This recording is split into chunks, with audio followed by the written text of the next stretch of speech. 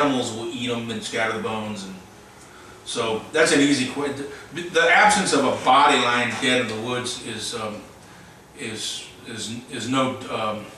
cannot be used as proof that the animal does not exist, because I've never found even squirrel or raccoon bodies, and they're all over the place out there. So yes, yeah, yes. Well, the old saying, absence of evidence is not evidence. There's not evidence, right?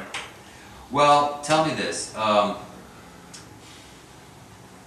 If there's something out there, do you think it'll ever be identified, and will we ever see it in the zoo, or will we ever recognize it as an aborigine? Will it ever be proven and discovered, do you think? What's your feelings? Do you think we'll ever get proof?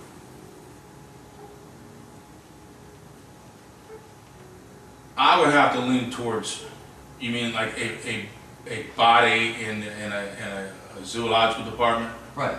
I don't think so. The animal, through evolutionary processes, is able to evade us and evade capture for whatever reason. That's what's in its genetics. And I just don't think that we're going to find him or it. And I would hope that we do. You mentioned zoo. I hope I'm wrong on that, but because of its adaptation to nature to evade humans, putting it in a zoo would be the worst form of torture.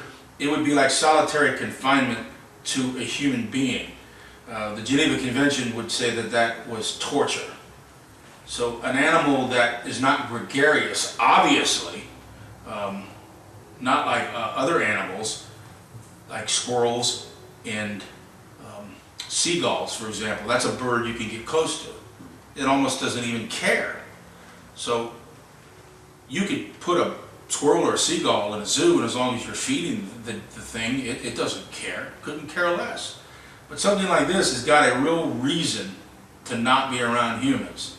So putting it around us would be a bad idea for the animal.